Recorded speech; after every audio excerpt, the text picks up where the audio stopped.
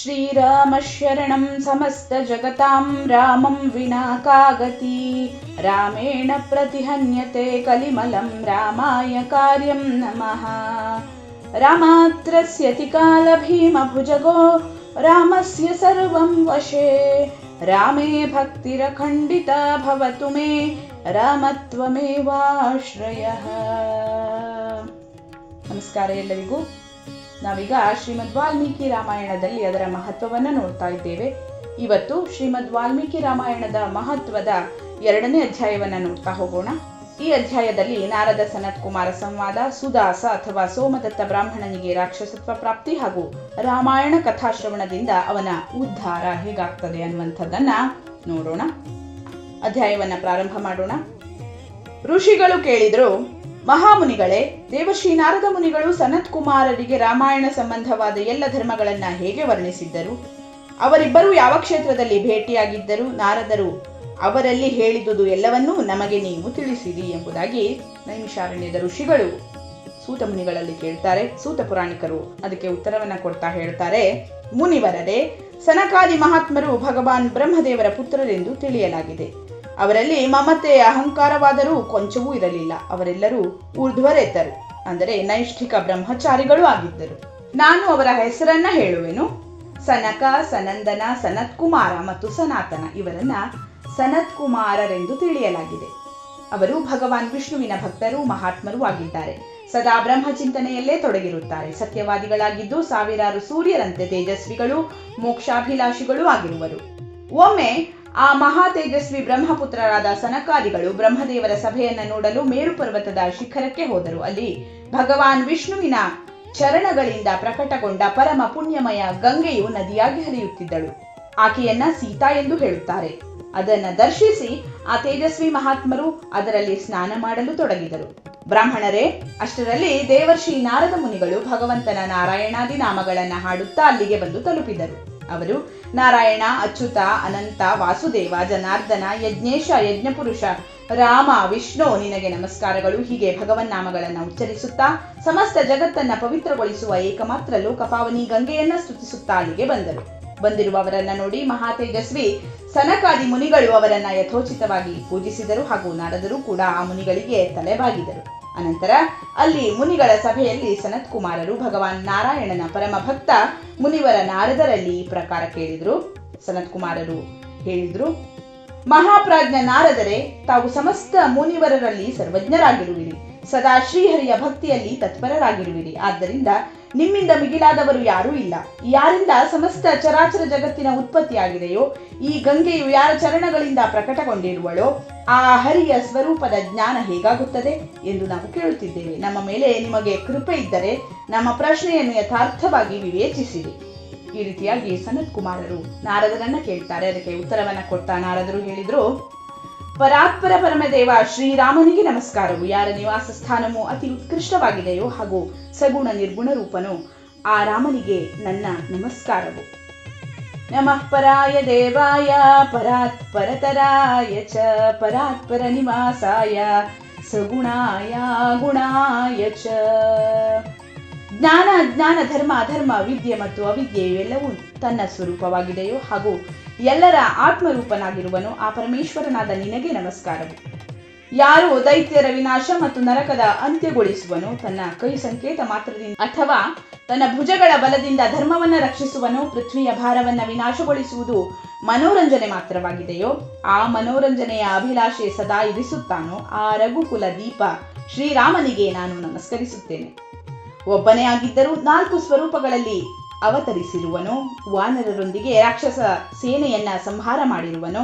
ಆ ದಶರಥ ನಂದನ ಶ್ರೀರಾಮಚಂದ್ರನನ್ನ ನಾನು ಭಜಿಸುತ್ತೇನೆ. ಭಗವಾನ್ ಶ್ರೀರಾಮನ ಇಂತಹ ಅನೇಕ ಚರಿತ್ರೆಗಳಿವೆ. ಅವುಗಳನ್ನ ಕೋಟ್ಯಾವಧಿ ವರ್ಷಗಳಿಂದಲೂ ಎಣಿಸಲಾಗಲಿಲ್ಲ. ಶ್ರೀರಾಮನ ನಾಮದ ಮಹಿಮೆಯನ್ನ ಮುನೀಶ್ವರರು, ಮನುಗಳು ತಿಳಿಯದೇ ಹೋದರು. ಅಲ್ಲಿ ನನ್ನಂತಹ ಕ್ಷುದ್ರ ಜೀವಿಯು ಹೇಗೆ ತಿಳಿಯಬಲ್ಲದು? ಅವನ ನಾಮಸ್ಮರಣ ಮಾತ್ರದಿಂದ ದೊಡ್ಡ ದೊಡ್ಡ ಪಾಪಿಗಳು ಕೂಡ ಪಾವನರಾಗುತ್ತಾರೆ. ಆ ಪರಮಾತ್ಮನನ್ನು ನನ್ನಂತಹ ತುಚ್ಛ ಬುದ್ಧಿಯುಳ್ಳ ಜೀವಿ ಹೇಗೆ ಸ್ತುತಿಸಬಲ್ಲನು? ಘೋರ ಕಲಿಯುಗದಲ್ಲಿ ರಾಮಾಯಣ ಕಥೆಯನ್ನ ಆಶ್ರಯಿಸುವ ದ್ವಿಜರೇ ಕೃತಕೃತ್ಯರಾಗಿದ್ದಾರೆ. ಅಂತಹವರಿಗೆ ನೀವು ಸದಾ ನಮಸ್ಕಾರ ಮಾಡಬೇಕು. ಸನತ್ ಕುಮಾರರೇ, ಭಗವಂತನ ಮಹಿಮೆಯನ್ನ ತಿಳಿಯಲಿಕ್ಕಾಗಿ ಕಾರ್ತಿಕ, ಮಾಘ ಮತ್ತು ಚೈತ್ರ ಶುಕ್ಲ ಪಕ್ಷದಲ್ಲಿ ರಾಮಾಯಣದ ಅದ್ಭುತಮಯ ಕಥೆಯನ್ನ 9 ದಿನ ಶ್ರವಣಿಸಬೇಕು. ಸುದಾಸ ಬ್ರಾಹ್ಮಣನು ಗೌತಮರ ಶಾಪದಿಂದ ರಾಕ್ಷಸ ಶರೀರವನ್ನ ಪಡೆದಿದ್ದನು. ಆದರೆ ರಾಮಾಯಣದ ಪ್ರಭಾವದಿಂದಲೇ ಅವನು ಆ ರೂಪದಿಂದ ಮುಕ್ತನಾಗಿದ್ದನು. ಈಗ ಸನತ್ ಕುಮಾರರು ಕೇಳ್ತಾರೆ, ಮುನಿಶ್ರೇಷ್ಠರೇ, ಸಮಸ್ತ ಧರ್ಮಗಳ ಫಲವನ್ನು ಕೊಡುವ ರಾಮಾಯಣ ಕಥೆಯನ್ನ ಯಾರು ವರ್ಣಿಸಿದರು? ಸೌದಾಸನಿಗೆ ಗೌತಮರಿಂದ ಹೇಗೆ ಶಾಪ ಉಂಟಾಯಿತು, ಮತ್ತೆ ಅವನು ರಾಮಾಯಣದ ಪ್ರಭಾವದಿಂದ ಹೇಗೆ ಶಾಪ ಮುಕ್ತನಾದನು? ಮುನಿಯೇ, ನಿಮಗೆ ನಮ್ಮ ಮೇಲೆ ಅನುಗ್ರಹವಿದ್ದರೆ ಎಲ್ಲವನ್ನೂ ಸರಿಯಾಗಿ ತಿಳಿಸಿರಿ. ಇವೆಲ್ಲ ಮಾತುಗಳನ್ನ ನಮಗೆ ತಿಳಿಸಿ ಹೇಳಿ. ಏಕೆಂದರೆ ಭಗವಂತನ ಕಥೆಯು ಹೇಳುವವನು ಮತ್ತು ಕೇಳುವವರು ಇಬ್ಬರ ಪಾಪಗಳನ್ನು ನಾಶ ಮಾಡುವಂತಹದಾಗಿದೆ. ನಾರದರು ಹೇಳ್ತಾರೆ ಮುಂದೆ, ಬ್ರಹ್ಮವಿತ್ತಮರೇ, ರಾಮಾಯಣದ ಪ್ರಾದುರ್ಭಾವ ಮಹರ್ಷಿ ವಾಲ್ಮೀಕಿಯವರ ಮುಖದಿಂದ ಆಯಿತು. ನೀವು ಅದನ್ನೇ ಶ್ರವಣಿಸಿರಿ. ರಾಮಾಯಣದ ಅಮೃತಮಯ ಕಥೆಯನ್ನು 9 ದಿನಗಳಲ್ಲಿ ಶ್ರವಣಿಸಬೇಕು. ಕೃತಯುಗದಲ್ಲಿ ಸೋಮದತ್ತನೆಂಬ ಒಬ್ಬ ಬ್ರಾಹ್ಮಣನಿದ್ದನು. ಅವನಿಗೆ ಧರ್ಮಕರ್ಮದ ವಿಶೇಷ ಜ್ಞಾನವಿತ್ತು. ಅವನು ಸದಾಕಾಲ ಧರ್ಮಪಾಲನೆಯಲ್ಲಿ ತತ್ಪರನಾಗಿದ್ದನು.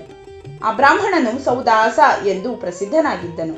ಆ ಬ್ರಾಹ್ಮಣನು ಬ್ರಹ್ಮವಾದಿ ಗೌತಮ ಮುನಿಗಳಿಂದ ಮನೋಹರ ಗಂಗಾ ತೀರದಲ್ಲಿ ಸಮಸ್ತ ಧರ್ಮಗಳ ಉಪದೇಶ ಕೇಳಿದ್ದನು. ಗೌತಮರು ಅವನಿಗೆ ಪುರಾಣಗಳ ಶಾಸ್ತ್ರಗಳ ಮೂಲಕ ತತ್ವದ ಜ್ಞಾನ ಮಾಡಿಸಿದ್ದರು. ಸೌದಾಸನು ಗೌತಮರು ಹೇಳಿದ ಎಲ್ಲ ಧರ್ಮಗಳನ್ನು ಶ್ರವಣಿಸಿದ್ದನು. ಒಮ್ಮೆ ಸೌದಾಸನು ಪರಮೇಶ್ವರ ಶಿವನ ಆರಾಧನೆಯಲ್ಲಿ ತೊಡಗಿದ್ದನು. ಆಗಲೇ ಅಲ್ಲಿಗೆ ಅವನ ಗುರುಗಳಾದ ಗೌತಮರು ಬಂದರು. ಆದರೆ ಸೌದಾಸನು ಬಳಿಗೆ ಬಂದ ಗುರುಗಳಿಗೆ ಎದ್ದು ನಮಸ್ಕರಿಸಲಿಲ್ಲ. ಆದರೆ ಬುದ್ಧಿವಂತರಾದ ಗೌತಮರು ತೇಜದ ನಿಧಿಗಳಾಗಿದ್ದರು. ಅವರು ಶಿಷ್ಯನ ವರ್ತನೆಯಿಂದ ಸಿಟ್ಟಾಗದೆ ಶಾಂತವಾಗಿಯೇ ಇದ್ದರು. ನನ್ನ ಶಿಷ್ಯ ಸೌದಾಸನು ಶಾಸ್ತ್ರೋಕ್ತ ಕರ್ಮಗಳ ಅನುಷ್ಠಾನ ಮಾಡುತ್ತಿದ್ದಾನೆ ಎಂದು ತಿಳಿದು ಬಹಳ ಸಂತೋಷಗೊಂಡರು. ಆದರೆ ಸೌದಾಸನು ಯಾರನ್ನು ಆರಾಧಿಸುತ್ತಿದ್ದನೋ ಆ ಸಂಪೂರ್ಣ ಜಗತ್ತಿನ ಗುರು ಮಹಾದೇವನು ಗುರುಗಳ ಅವಹೇಳನದಿಂದ ಆದ ಪಾಪವನ್ನ ಸಹಿಸಲಿಲ್ಲ. ಅವನು ಸೌದಾಸನಿಗೆ ರಾಕ್ಷಸನಾಗೆಂದು ಶಪಿಸಿದನು. ಆಗ ವಿನಯ ಕಲಾಕೋವಿದ ಬ್ರಾಹ್ಮಣನು ಕೈ ಮುಗಿದು ಗೌತಮರಲ್ಲಿ ಹೇಳಿದನು. ಬ್ರಾಹ್ಮಣನು ಹೇಳಿದನು, ಸಮಸ್ತ ಧರ್ಮಗಳ ಜ್ಞಾನಿಗಳೇ, ಸರ್ವದರ್ಶಿ ಸುರೇಶ್ವರ ಪೂಜ್ಯರೇ, ನಾನು ಮಾಡಿದ ಅಪರಾಧವೆಲ್ಲವನ್ನು ಕ್ಷಮಿಸಿಬಿಡಿ ಅಂತ ಆ ಬ್ರಾಹ್ಮಣ ಕೇಳಿಕೊಳ್ತಾ ಇದ್ದಾನೆ ಗೌತಮರಲ್ಲಿ. ಗೌತಮರು ಅದಕ್ಕೆ ಉತ್ತರವನ್ನ ಕೊಡ್ತಾ ಈ ರೀತಿಯಾಗಿ ಹೇಳಿದ್ರು, ಮಗು, ಕಾರ್ತಿಕ ಶುಕ್ಲ ಪಕ್ಷದಲ್ಲಿ ನೀನು ರಾಮಾಯಣದ ಅಮೃತಮಯ ಕಥೆಯನ್ನ ಭಕ್ತಿ ಭಾವದಿಂದ ಶ್ರವಣಿಸು. ಈ ಕಥೆಯನ್ನ 9 ದಿನ ಕೇಳಬೇಕು. ಹೀಗೆ ಮಾಡುವುದರಿಂದ ಈ ಶಾಪವು ಹೆಚ್ಚು ದಿನ ಉಳಿಯಲಾರದು, ಕೇವಲ 12 ವರ್ಷಗಳವರೆಗೆ ಇರಬಲ್ಲದು. ಈ ರೀತಿಯಾಗಿ ಗೌತಮರು ಆ ಬ್ರಾಹ್ಮಣನಿಗೆ ಹೇಳ್ತಾರೆ. ಬ್ರಾಹ್ಮಣ ಮತ್ತೆ ಕೇಳ್ತಾನೆ, ರಾಮಾಯಣ ಕಥೆಯನ್ನ ಯಾರು ಹೇಳಿರುವರು? ಅದರಲ್ಲಿ ಯಾರ ಚರಿತ್ರೆಯನ್ನ ವರ್ಣಿಸಲಾಗಿದೆ? ಮಹಾಪ್ರಾಜ್ಞರೇ, ಇವೆಲ್ಲವನ್ನೂ ಸಂಕ್ಷೇಪವಾಗಿ ತಿಳಿಸುವ ಕೃಪೆ ಮಾಡಿರಿ. ಹೀಗೆ ಹೇಳಿ ಮನಸ್ಸಿನಲ್ಲಿ ಭಕ್ತಿಯುಕ್ತನಾಗಿ ಸೌದಾಸನು ಗುರುಗಳ ಚರಣಗಳಲ್ಲಿ ವಂದಿಸಿಕೊಂಡನು. ಗೌತಮರು ಹೇಳಿದ್ರು, ಬ್ರಾಹ್ಮಣನೇ ಕೇಳು. ರಾಮಾಯಣ ಕಾವ್ಯದ ನಿರ್ಮಾಣ ವಾಲ್ಮೀಕಿ ಮುನಿಗಳು ಮಾಡಿರುವರು. ಯಾವ ಭಗವಾನ್ ಶ್ರೀರಾಮನು ಅವತರಿಸಿ ರಾವಣಾದಿ ರಾಕ್ಷಸರನ್ನ ಸಂಹರಿಸಿದನು ಹಾಗೂ ದೇವತೆಗಳ ಕಾರ್ಯವನ್ನ ನೆರವೇರಿಸಿರುವನು, ಅವನ ಚರಿತ್ರೆ ರಾಮಾಯಣ ಕಾವ್ಯದಲ್ಲಿ ವರ್ಣಿತವಾಗಿದೆ. ನೀನು ಅದನ್ನೇ ಶ್ರವಣಿಸು. ಕಾರ್ತಿಕ ಮಾಸದ ಶುಕ್ಲ ಪಕ್ಷದ ಪಾಡ್ಯದಿಂದ ನವಮಿಯವರೆಗೆ ರಾಮಾಯಣದ ಕಥೆಯನ್ನ ಕೇಳಬೇಕು. ಅದು ಸಮಸ್ತ ಪಾಪಗಳನ್ನ ನಾಶ ಮಾಡುವಂತಹದಾಗಿದೆ. ಹೀಗೆ ಹೇಳಿ ಪೂರ್ಣಕಾಮರಾದಂತಹ ಗೌತಮರು ತನ್ನ ಆಶ್ರಮಕ್ಕೆ ತೆರಳಿದರು. ಇತ್ತ ಸೋಮದತ್ತ ಅಥವಾ ಸುದಾಸ, ಸೌದಾಸ ಎಂಬ ಬ್ರಾಹ್ಮಣನು ದುಃಖಮಗ್ನನಾಗಿ ರಾಕ್ಷಸ ಶರೀರವನ್ನ ಪಡೆದನು. ಅವನು ಸದಾ ಹಸಿವು, ಬಾಯಾರಿಕೆಯಿಂದ ಪೀಡಿತನಾಗಿ ಕ್ರೋಧಕ್ಕೆ ವಶೀಭೂತನಾಗಿರುತ್ತಿದ್ದನು. ಅವನ ಶರೀರವು ಕಪ್ಪಾಗಿತ್ತು. ಅವನು ಭಯಾನಕ ರಾಕ್ಷಸನಾಗಿ ನಿರ್ಜನ ಕಾಡಿನಲ್ಲಿ ತಿರುಗಾಡುತ್ತಿದ್ದನು. ಅಲ್ಲಿ ಅವನು ನಾನಾ ರೀತಿಯ ಪಶುಗಳನ್ನ, ಮನುಷ್ಯರನ್ನ, ಹಾವು, ಚೇಳು ಮುಂತಾದ ಜಂತುಗಳನ್ನ, ಪಕ್ಷಿಗಳನ್ನ, ವಾನರರನ್ನ ಬಲವಂತವಾಗಿ ಹಿಡಿದು ತಿನ್ನುತ್ತಿದ್ದನು. ಬ್ರಹ್ಮರ್ಷಿಗಳೇ, ಆ ರಾಕ್ಷಸನಿಂದ ಈ ಪೃಥ್ವಿಯು ರಾಶಿ ರಾಶಿ ಎಲುಬುಗಳಿಂದ, ಕೆಂಪು ಹಳದಿ ಶರೀರವುಳ್ಳ ರಕ್ತಪಾಯಿ ಪ್ರೇತಗಳಿಂದ ತುಂಬಿ ಹೋಗಿ ಭಯಂಕರವಾಗಿ ಕಾಣತೊಡಗಿತು. 6 ತಿಂಗಳಲ್ಲೇ 100 ಯೋಜನ ವಿಸ್ತಾರವಾದ ಪ್ರದೇಶವನ್ನು ಅತ್ಯಂತ ದುಃಖಿತಗೊಳಿಸಿ ಆ ರಾಕ್ಷಸನು ಮತ್ತೆ ಇನ್ನೊಂದು ಕಾಡಿಗೆ ಹೊರಟು ಹೋದನು. ಅಲ್ಲಿಯೂ ಅವನು ಪ್ರತಿದಿನ ನರಮಾಂಸವನ್ನ ತಿನ್ನುತ್ತಿದ್ದನು. ಆ ರಾಕ್ಷಸನು ಅಲೆಯುತ್ತಾ ನರ್ಮದೆಯ ತೀರಕ್ಕೆ ಬಂದು ತಲುಪಿದನು. ಆಗಲೇ ಅತ್ಯಂತ ಧರ್ಮಾತ್ಮನಾದ ಬ್ರಾಹ್ಮಣನು ಅತ್ತ ಹೋಗುತ್ತಿದ್ದನು. ಕಳಿಂಗ ದೇಶದಲ್ಲಿ ಹುಟ್ಟಿದ ಅವನು ಗರ್ಗ ಎಂಬ ಹೆಸರಿನಿಂದ ವಿಖ್ಯಾತನಾಗಿದ್ದನು. ಹಗಲಲ್ಲಿ ಗಂಗಾಜಲವನ್ನ ಹೊತ್ತುಕೊಂಡು ಭಗವಾನ್ ವಿಶ್ವನಾಥನನ್ನ ಸ್ತುತಿಸುತ್ತಾ ಶ್ರೀರಾಮನಾಮಗಳನ್ನ ಹಾಡುತ್ತಾ ಆ ಬ್ರಾಹ್ಮಣನು ಉತ್ಸಾಹ ತುಂಬಿ ಆ ಪುಣ್ಯ ಪ್ರದೇಶಕ್ಕೆ ಬಂದಿದ್ದನು. ಗರ್ಗ ಮುನಿಯನ್ನ ನೋಡಿ ರಾಕ್ಷಸ ಸುದಾಸನು ನನಗೆ ಊಟ ಸಿಕ್ಕಿತು ಎಂದು ಹೇಳುತ್ತಾ ತನ್ನ 2 ಭುಜಗಳನ್ನ ಎತ್ತಿಕೊಂಡು ಮುನಿಯ ಕಡೆ ಧಾವಿಸಿದನು. ಆದರೆ ಅವರು ಉಚ್ಚರಿಸುತ್ತಿದ್ದ ಭಗವನ್ನಾಮಗಳನ್ನ ಕೇಳಿ ದೂರವೇ ನಿಂತುಕೊಂಡನು. ಆ ಬ್ರಹ್ಮರ್ಷಿಯನ್ನ ಕೊಲ್ಲಲು ಅಸಮರ್ಥನಾದ ರಾಕ್ಷಸನು ಅವರಲ್ಲಿ ನಿಂತು ನೋಡಿದನು. ರಾಕ್ಷಸನು ಹೇಳಿದ್ನು, ಮಹಾಭಾಗನೇ, ಮಂಗಳ ಸ್ವರೂಪನೇ, ಮಹಾತ್ಮನಾದ ನಿನಗೆ ನಮಸ್ಕಾರ. ನೀವು ಜಪಿಸುತ್ತಿರುವ ಭಗವನ್ನಾಮದಿಂದ ರಾಕ್ಷಸರು ದೂರ ಓಡಿ ಹೋಗುತ್ತಿದ್ದಾರಲ್ಲ, ಇದೆಂತಹ ಆಶ್ಚರ್ಯ. ನಾನು ಮೊದಲು 1000 ಕೋಟಿ ಬ್ರಾಹ್ಮಣರನ್ನ ತಿಂದು ಹಾಕಿರುವೆನು. ಬ್ರಾಹ್ಮಣನೇ, ನಿಮ್ಮ ಬಳಿ ಇರುವ ರಾಮರೂಪಿ ಕವಚವೇ ರಾಕ್ಷಸರ ಮಹಾಭಯದಿಂದ ನಿಮ್ಮನ್ನು ರಕ್ಷಿಸುತ್ತಿದೆ. ನೀವು ಮಾಡುವ ನಾಮಸ್ಮರಣೆಯಿಂದ ರಾಕ್ಷಸರಾದ ನಮಗೂ ಶಾಂತಿ ದೊರೆಯಿತು. ಇದು ಭಗವಾನ್ ಅಚ್ಯುತನ ಎಂತಹ ಮಹಿಮೆಯಾಗಿದೆ. ಮಹಾಭಾಗ ಬ್ರಾಹ್ಮಣನೇ, ನೀವು ಶ್ರೀರಾಮ ಕಥೆಯ ಪ್ರಭಾವದಿಂದ ಸರ್ವಥಾ ರಾಗಾದಿ ದೋಷಗಳಿಂದ ರಹಿತರಾಗಿರುವಿರಿ. ಆದ್ದರಿಂದ ನೀವು ನನ್ನನ್ನು ಈ ಅಧಮ ಪಾಪದಿಂದ ಕಾಪಾಡಿರಿ. ಮುನಿಶ್ರೇಷ್ಠನೇ, ನಾನು ಹಿಂದೆ ನನ್ನ ಗುರುವಿನ ಅವಹೇಳನ ಮಾಡಿದ್ದೆ. ಮತ್ತೆ ಗುರುಗಳು ನನ್ನ ಮೇಲೆ ಅನುಗ್ರಹ ಮಾಡಿ ಈ ಮಾತನ್ನ ಹೇಳಿದ್ದರು. ಹಿಂದಿನ ಕಾಲದಲ್ಲಿ ವಾಲ್ಮೀಕಿ ಮುನಿಗಳು ಹೇಳಿದ ರಾಮಾಯಣದ ಕಥೆಯನ್ನ ಕಾರ್ತಿಕ ಮಾಸದ ಶುಕ್ಲ ಪಕ್ಷದಲ್ಲಿ ಪ್ರಯತ್ನಪೂರ್ವಕ ಶ್ರವಣಿಸಬೇಕು. ಇಷ್ಟು ಹೇಳಿ ಗುರುಗಳು ಪುನಃ ರಾಮಾಯಣದ ಅಮೃತಮಯ ಕಥೆಯನ್ನ 9 ದಿನಗಳಲ್ಲಿ ಕೇಳಬೇಕು ಎಂಬ ಶುಭದಾಯಕ ಮಾತುಗಳನ್ನ ಹೇಳಿದ್ದರು. ಆದ್ದರಿಂದ ಸಮಸ್ತ ಶಾಸ್ತ್ರಗಳ ತತ್ವವನ್ನು ತಿಳಿದ ಮಹಾನುಭಾವರಾದ ಬ್ರಾಹ್ಮಣರೇ, ನೀವು ನನಗೆ ರಾಮಾಯಣದ ಕಥೆಯನ್ನ ಹೇಳಿ ಈ ಪಾಪಕರ್ಮದಿಂದ ನನ್ನನ್ನು ರಕ್ಷಿಸಿರಿ. ನಾರದರು ಹೇಳ್ತಾರೆ, ಆಗ ರಾಕ್ಷಸ ಮುಖದಿಂದ ರಾಮಾಯಣದ ಪರಿಚಯ ಹಾಗೂ ಶ್ರೀರಾಮನ ಉತ್ತಮ ಮಹಾತ್ಮೆಯ ವರ್ಣನೆಯನ್ನು ಕೇಳಿದಂತಹ ದ್ವಿಜ ಶ್ರೇಷ್ಠ ಗರ್ಗರು ಆಶ್ಚರ್ಯಚಕಿತರಾದರು. ಶ್ರೀರಾಮನ ನಾಮವೇ ಅವರ ಜೀವನ ಅವಲಂಬನೆ ಆಗಿತ್ತು. ಆ ಬ್ರಾಹ್ಮಣರು ರಾಕ್ಷಸನ ಕುರಿತು ದಯೆಯಿಂದ ದ್ರವಿತರಾಗಿ ಸುದಾಸನಲ್ಲಿ ನಿಂತು ನೋಡಿದರು. ಬ್ರಾಹ್ಮಣರು ಹೇಳಿದ್ರು, ರಾಕ್ಷಸ ಮಹಾನುಭಾವ, ನಿನ್ನ ಬುದ್ಧಿ ನಿರ್ಮಲವಾಗಿ ಹೋಗಿದೆ. ಈಗ ಕಾರ್ತಿಕ ಮಾಸದ ಶುಕ್ಲ ಪಕ್ಷ ನಡೆಯುತ್ತಿದೆ. ಇದರಲ್ಲಿ ರಾಮಾಯಣದ ಕಥೆ ಕೇಳು. ರಾಮಭಕ್ತಿ ಪರಾಯಣ ರಾಕ್ಷಸನೇ, ನೀನು ಶ್ರೀರಾಮಚಂದ್ರನ ಮಹಾತ್ಮೆಯನ್ನ ಶ್ರವಣಿಸು. ಶ್ರೀರಾಮಚಂದ್ರನ ಧ್ಯಾನದಲ್ಲಿ ತತ್ಪರನಾದ ಮನುಷ್ಯನಿಗೆ ಯಾರು ತಾನೇ ಕಷ್ಟ ಕೊಡಲು ಸಮರ್ಥರಾಗಿದ್ದಾರೆ? ಎಲ್ಲಿ ಶ್ರೀರಾಮನ ಭಕ್ತನಿರುವನೋ ಅಲ್ಲಿ ಬ್ರಹ್ಮ, ವಿಷ್ಣು, ಶಿವ ವಿರಾಜಮಾನರಾಗಿರುತ್ತಾರೆ. ಅಲ್ಲೇ ದೇವತೆಗಳು, ಸಿದ್ಧರು ಹಾಗೂ ರಾಮಾಯಣವನ್ನ ಆಶ್ರಯಿಸಿದ ಮನುಷ್ಯರು ಇರುತ್ತಾರೆ. ಆದ್ದರಿಂದ ಈ ಕಾರ್ತಿಕ ಶುಕ್ಲ ಪಕ್ಷದಲ್ಲಿ ನೀನು ರಾಮಾಯಣದ ಕಥೆ ಕೇಳು. 9 ದಿನ ಈ ಕಥೆಯನ್ನ ಕೇಳುವ ವಿಧಾನವಿದೆ. ಅದಕ್ಕಾಗಿ ನೀನು ಸದಾ ಎಚ್ಚರವಾಗಿರು. ಹೀಗೆ ಹೇಳಿ ಗರ್ಗಮುನಿಗಳು ಅವನಿಗೆ ರಾಮಾಯಣದ ಕಥೆ ಹೇಳಿದರು. ಕಥೆ ಕೇಳುತ್ತಲೇ ಅವನ ರಾಕ್ಷಸತ್ವ ದೂರವಾಯಿತು. ರಾಕ್ಷಸ ಭಾವವನ್ನ ತ್ಯಜಿಸಿ ಅವನು ದೇವತೆಯಂತೆ ಸುಂದರನು, ಕೋಟಿ ಸೂರ್ಯರಂತೆ ತೇಜಸ್ವಿಯು, ಭಗವಾನ್ ನಾರಾಯಣನಂತೆ ಕಾಂತಿಯುಕ್ತನೂ ಆದನು. ತನ್ನ 4 ಭುಜಗಳಲ್ಲಿ ಶಂಖ, ಚಕ್ರ, ಗದಾ, ಪದ್ಮಗಳನ್ನು ಧರಿಸಿ ಅವನು ಶ್ರೀಹರಿಯ ವೈಕುಂಠಧಾಮಕ್ಕೆ ತೆರಳಿದನು.